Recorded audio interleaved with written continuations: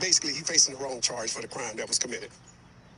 Do you think Carmelo is innocent? Do you feel like it's been an unfair response to what happened to Carmelo Anthony?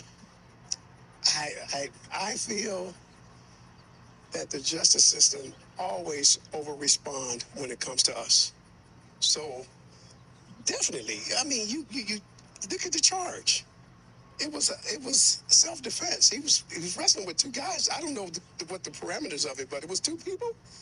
So yeah. Did y'all catch that? Did you see how they like to add little details so that their narratives come out crispy clean? Because, you know, that's the only way they can justify their narrative, if they just add details that kind of, you know, bend to their side to make it seem like it was self-defense. This is the very reason why you should not commit crimes. And you should avoid the criminal justice system at all costs. Because when you commit crimes, you offering yourself up for whatever the criminal justice got for you. And you know it's not going to be good. That was not self-defense, my brother. That was murder. Point blank and period. I don't know why y'all can't understand it. Y'all come up with all these scenarios and made up scenarios just to make y'all narrative sound better. And they just be collapsing. As soon as the truth get on them. Collapse. Fall to the floor. Fall to the floor. Now, I will admit, I'd be disingenuous if I was to sit here and say that the criminal justice system isn't broken. Because it is. It is. But here's the hypocrisy.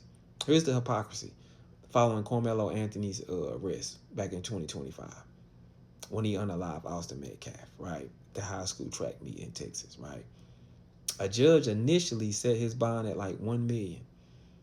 But on April the 14th, 2025, his bond was reduced to $250,000 by district judge, right? Angela Tucker, I believe, who was a black woman, since I know y'all like race, right?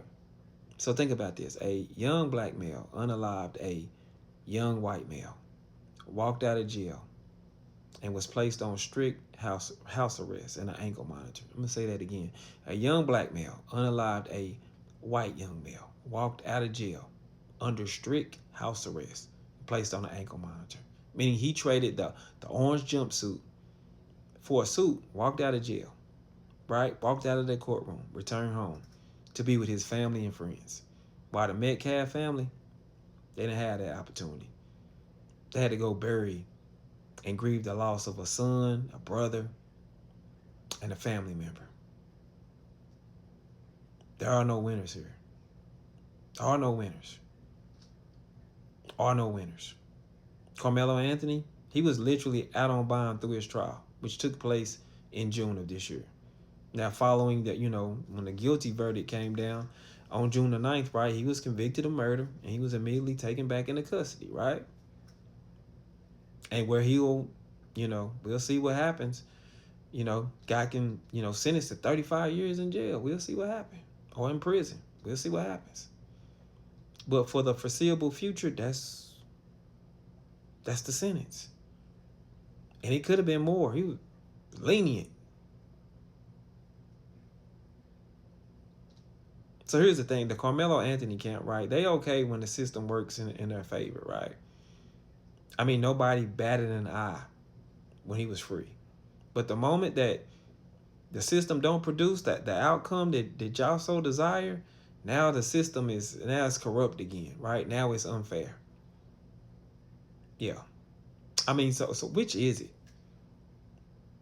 Which is it? When it don't bend in your favor, then now it's back corrupt. But when it works in your favor, you don't say nothing. You don't say nothing. It's because justice, it isn't measured whether it agrees with your emotions. That's not how this works. If you only trust in what benefits your side, then you're not pursuing justice. You are pursuing preference. That's all you're doing. Human institutions are imperfect because they ran by imperfect people. I mean, what do we expect? I mean, there'll be times they get it right. There'll be times they get it wrong. It is what it is. It's what we got.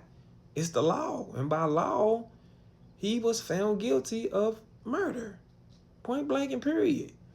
Facts over feelings. At the end of the day, it's about truth and justice. Now outcomes to satisfy or your little personal opinions. Like, I hate it for both sides. I wish it never happened.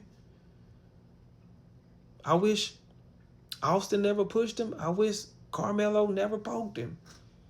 Right? But two wrongs don't make a right. They don't. But here we are, man. And it was something silly. Didn't have to happen. Could have easily been avoided. But here we are.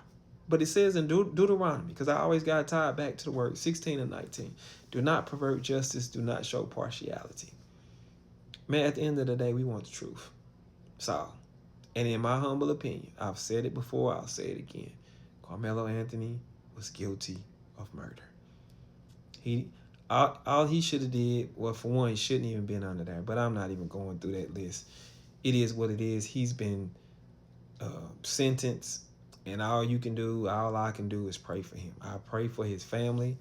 I worry about his safety. I pray for the Metcalf family. Man, they are grieving right now. They upset, and I'm sure they don't want to have to redo this again, which, we'll wait and see what happens.